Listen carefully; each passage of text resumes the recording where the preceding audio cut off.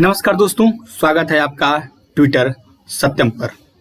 तो आज के इस वीडियो में हम लोग एससीओ के बारे में पढ़ेंगे, संघाई सहयोग संगठन के बारे में। वर्तमान समय में यह जो विषय है बहुत ही ट्रेंडिंग रहा है। तो चलिए आज इसके बारे में पढ़ते हैं, संघाई सहयोग संगठन के बारे में कि आखिर ये है क्या और इसकी स्थापना कब हुई थी, 2025 में किन किन मुद्दों पर इसमें चर्चाएं किया गया है।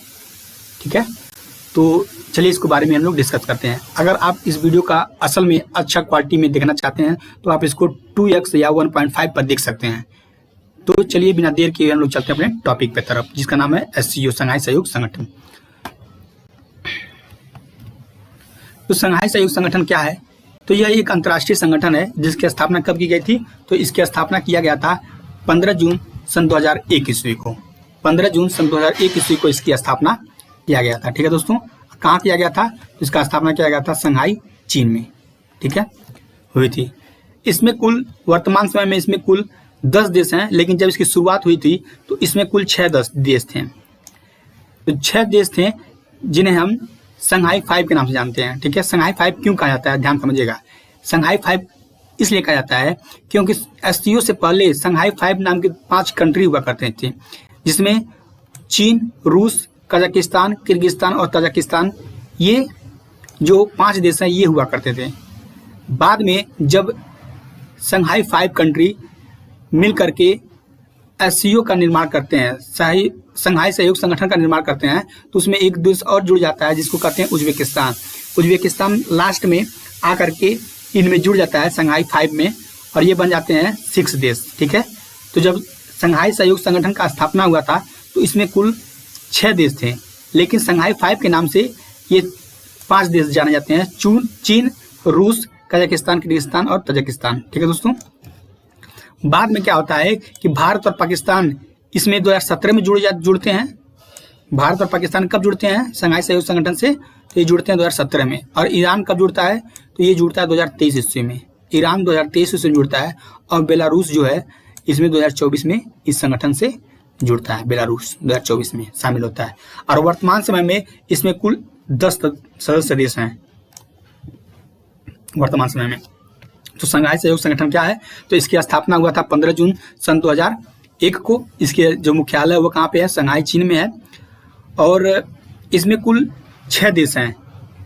जब इसका निर्माण हुआ था तो इसमें कुल 6 देश थे: चीन, रूस, कजाकिस्तान, किर्गिस्तान, तजाकिस्तान, उज्बेकिस्तान। और संघाई 5 कौन कहलाते हैं? चीन, रूस, कजाकिस्तान, किर्गिस्तान और तजाकिस्तान कहलाते हैं। बाद में भारत और पाकिस्तान इसमें 2017 में शामिल होते हैं। पाकिस्तान इसमें चाइना के सहयोग से शामिल हो जाता है, और ईरान जो है 2023 में इसमें शामिल होता है, और बेलारूस इसमें 2024 ईस्वी में इसमें शामिल होता है। वर्तमान समय में इसमें कुल 10 देश हैं इस संगठन में। तो वो देश कौन कौन से हैं? तो पहला देश है आपका चीन, जिसने इसकी स्थापना किया था। दूसरा है आपका रूस, तीसरा है भारत, चौथा है पाकिस्तान, पांचवा है कजाकिस्तान, छठवां है किर्गिस्तान, सातवां है आपका तजाकिस्तान, और आठवां उज्बेकिस्तान, नौवां है ईरान, और 10वां कौन सा है? बेलारूस।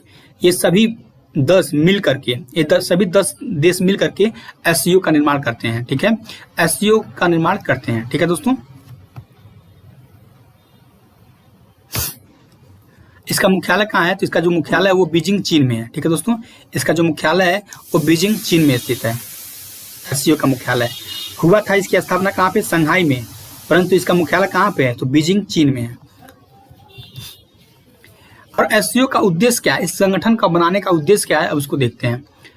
जो एससीओ का बनाने का मुख्य उद्देश्य था कि सदस्य देश के बीच राजनीतिक, जिसके सदस्य देश हैं उनके बीच राजनीतिक, आर्थिक और सुरक्षा सहयोग बढ़ाना इसका मुख्य उद्देश्य है। ठीक है, उसके बाद क्षेत्रीय शांति, स्थिरता और सुरक्षा को मजबूत करना भी इसका एक मुख्य उद्देश्य है। क्षेत्रीय शांति, स्थिरता और सुरक्षा को मजबूत करना भी क्या है? इसका मुख्य उद्देश्य है। आतंकवाद, अलगाववाद और उग्रवाद, इसका भी मुकाबला करने का एक कैसे मुकाबला किया जाए इन सब तीनों चीज़ों से, आतंकवाद, अलगाववाद और उग्रवाद से, तो इसका भी ये भी क्या है? एससीओ का एक मुख्य उद्देश्य है। व्यापारिक, सांस्कृतिक, शिक्षा, विज्ञान और तकनीकी में कैसे सहयोग बढ़ाया जाए एक दूसरे का, तो इसका ये भी क्या है? एक मुख्य उद्देश्य है। ठीक है, और बहुध्रुवी विश्व व्यवस्था को बढ़ावा देना, यानी कि एक ही देश की दादागिरी न हो। ठीक है, एससीओ का ये मुख्य उद्देश्य है। ठीक है दोस्तों, एससीओ के अंग क्या क्या हैं, हम उसको देखते हैं। एससीओ का जो अंग है वो है हेड ऑफ स्टेट काउंसिल। ठीक है, ये क्या है, एससीओ का अंग है head of government council, council of foreign minister, regional anti terror structure. क्या है ये सभी एससीओ के अंग हैं। कुल 4 अंग हैं, head of state council, head of government council, council of foreign minister, regional anti terror structure. ठीक है, इसको कहा जाता है हिंदी में, एचएससी को सर्वोच्च निर्णय लेने वाला निकाय है। ठीक है, सर्वोच्च निर्णय जितना भी लिया जाता है ये किसके द्वारा किया जाता है, तो हेड ऑफ काउंसिल के द्वारा किया जाता है। जितने भी सर्वोच्च निर्णय लिए जाएंगे ये सभी हेड ऑफ स्टेट काउंसिल करते हैं। ठीक है, हेड ऑफ स्टेट काउंसिल के द्वारा होता है। आर्थिक और व्यापारिक से जुड़े फैसले कौन लेता है, तो ये लेता है हेड ऑफ गवर्नमेंट काउंसिल लेता है। विदेश नीति से जुड़े हुए मुद्दे से जुड़े फैसले कौन लेता है, तो काउंसिल ऑफ फॉरेन मिनिस्टर लेते हैं। ठीक है, आतंकवाद से जुड़े हुए मुद्दे पर निपटाने के लिए कौन से विभाग लेता है, तो रीजनल एंटी टेरर स्ट्रक्चर लेता है। ठीक है, ये सभी चारों क्या हैं, एससीओ के अंग हैं। ठीक है दोस्तों, और ताजिकिस्तान उज्बेकिस्तान में स्थित किसका मुख्यालय, तो रीजनल एंटी टेरर स्ट्रक्चर का मुख्यालय ताजिकिस्तान उज्बेकिस्तान में स्थित है एससीओ का। ठीक है दोस्तों, भारत और एससीओ, ठीक है, भारत और एससीओ एक दूसरे से कैसे संबंधित हैं। भारत 2017 में एससीओ का पूर्ण सदस्य बन जाता है। ठीक है दोस्तों, भारत जो है एससीओ का पूर्ण सदस्य कब बनता है, 2017 में, और इसी समय पाकिस्तान भी क्या होता है, एससीओ का सदस्य चाइना के सहयोग से बन जाता है। भारत एससीओ का उपयोग क्षेत्रीय सुरक्षा, ऊर्जा सहयोग और कनेक्टिविटी के लिए करता है। ठीक है, एससीओ का भारत 2023 में एससीओ शिखर सम्मेलन की मेजबान रहा है। ठीक है, 2023 में भारत जो है एससीओ शिखर सम्मेलन का क्या किया, मेजबान रहा है। ठीक है दोस्तों, एससीओ शिखर सम्मेलन 2025 से जुड़े कौन कौन से मुद्दे इस बार रहे हैं उसको देख लेते हैं। ठीक है, तो एससीओ का 25वां जो शिखर सम्मेलन हुआ है वो हुआ है 31 दिसंबर से 6 सितंबर 2025 तक चीन में हुआ है। ठीक है, चीन के किस शहर में हुआ है, तियानजिन शहर में हुआ है। तियानजिन शहर में इसका हुआ है, क्या कहते हैं, हाँ, तियानजिन शहर में इसका सम्मेलन हुआ है। एससीओ का 25वां शिखर सम्मेलन 31 अगस्त से लेकर के 1 सितंबर तक चीन के तियानजिन शहर में इसका आयोजन किया जाता है। ठीक है, इसमें, और यह तब तक का सबसे बड़ा एससीओ सम्मेलन था। यह जो है सम्मेलन, यह अब तक का सबसे बड़ा एससीओ सम्मेलन था। ठीक है दोस्तों, यह अब तक का सबसे बड़ा एससीओ सम्मेलन था जिसमें कुल 20 से ज़्यादा देशों के नेता शामिल हुए थे। जिसमें कुल 20 से ज़्यादा देशों के नेता क्या हुए थे, शामिल हुए थे इस सम्मेलन में। और इस सम्मेलन का थीम क्या था, तो इसका जो थीम था ये था संघाई भावना को बनाए रखिए और एससीओ को आगे बढ़े, एससीओ आगे बढ़े। संघाई भावना को बनाए रखें, एससीओ को आगे बढ़ें। और ये आयोजन कहाँ हुआ था, तो ये हुआ था तियानजिन, चीन में हुआ था। ठीक है, और इसमें विषय क्या था, इसका जो विशेषता था वो था 2025 को एससीओ सतत विकास वर्ष घोषित किया गया। ठीक है, एससीओ सतत विकास वर्ष घोषित किया गया 2025 को।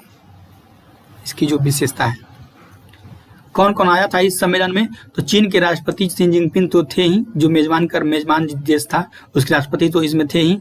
भारत के प्रधानमंत्री भी इसमें शामिल हुए थे, नरेंद्र मोदी जी, और रूस के रूस के राष्ट्रपति व्लादिमीर पुतिन भी इस सम्मेलन में शामिल हुए थे। अब पाकिस्तान के प्रधानमंत्री शहबाज शरीफ भी इस सम्मेलन में क्या हुआ था, शामिल हुआ था।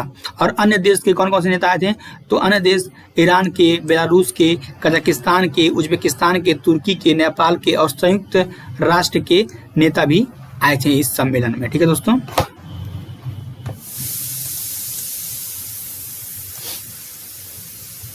अब इस सम्मेलन में क्या क्या हुआ, किन किन मुद्दों पे चर्चाएं हुई, अब इसको देखते हैं। आतंकवाद के खिलाफ, ठीक है, भारत ने सीमा पर आतंकवाद पर जोर दिया। भारत ने सीमा पर जो आतंकवादी गतिविधियां हो रही हैं, भारत ने इस पर जोर दिया।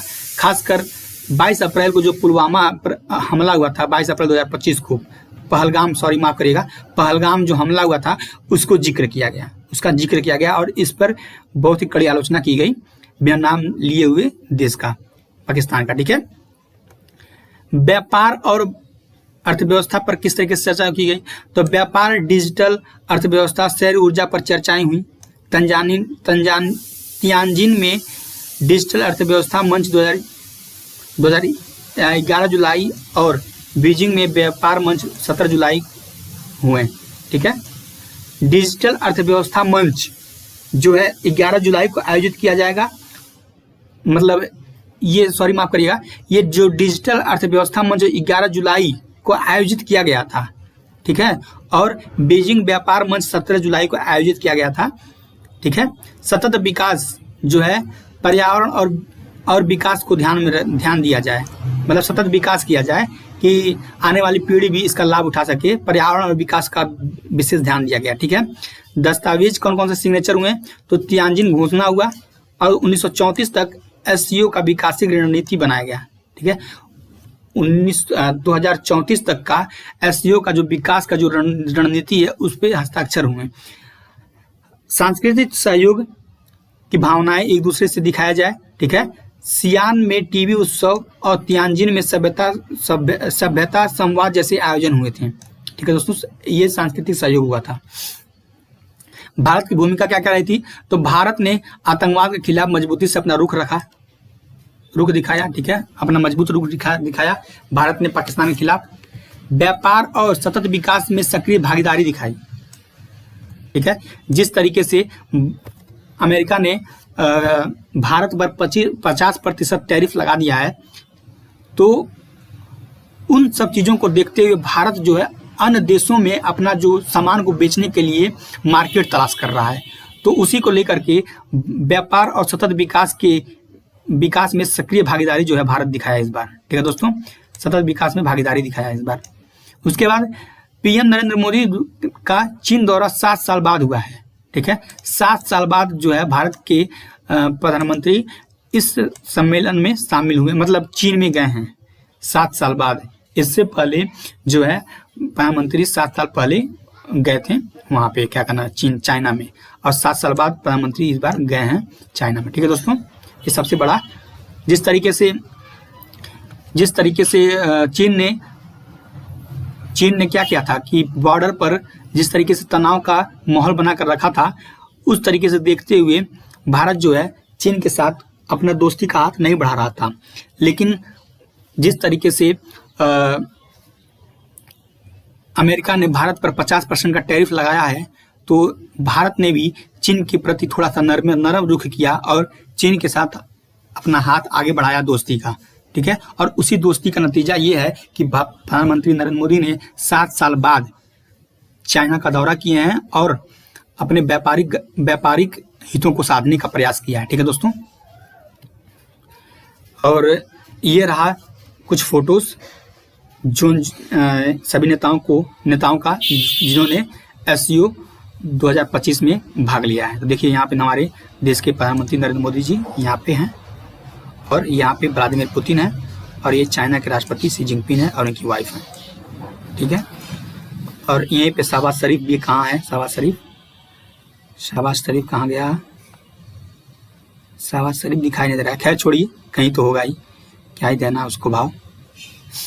ठीक है दोस्तों,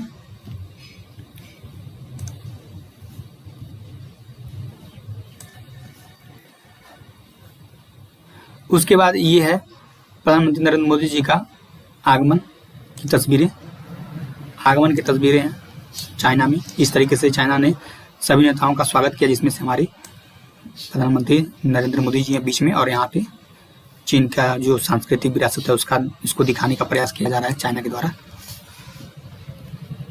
और हाँ, और ये जो तस्वीर है चाइना, भारत और रूस का, ये तस्वीर जो है बहुत ज़्यादा चर्चा का विषय बना।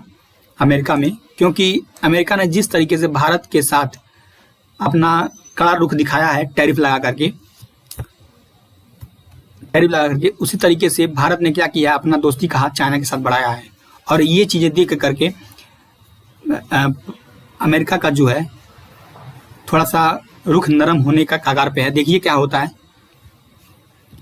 ये सब तस्वीरें हैं और ये चर्चा कर रहे हैं हमारे नरेंद्र मोदी जी किसी के साथ। तो ये हैं हमारे देश के प्रधानमंत्री और ये व्लादिमीर पुतिन और चाइना के राष्ट्रपति। ठीक है दोस्तों, तो अगर आपको ये वीडियो पसंद आया तो आप इसको लाइक कर सकते हैं, इसको अपने दोस्तों के साथ शेयर कर सकते हैं, और चैनल पर नए हैं तो चैनल को सब्सक्राइब जरूर कीजिए दोस्तों। ठीक है, अगर आप इसका PDF चाहते हैं तो हमारे टेलीग्राम चैनल से जुड़ सकते हैं, जिसका लिंक मैंने डिस्क्रिप्शन में दे दिया है। तो आप वहाँ पे जा करके आप हमारे चैनल से जुड़ सकते हैं और अपना PDF प्राप्त कर सकते हैं दोस्तों। ठीक है, तो यहीं पे मैं इस वीडियो को समाप्त करता हूं, और जाते जाते कमेंट में आप लोग एक आंसर देते जाइएगा कि SCO का जो थीम था इस बार 2025 का वो क्या था और ये आयोजन किस शहर में हुआ था। ठीक है दोस्तों, इसको कमेंट आप लोग कर दीजिएगा, कमेंट में आंसर दे दीजिएगा इसका।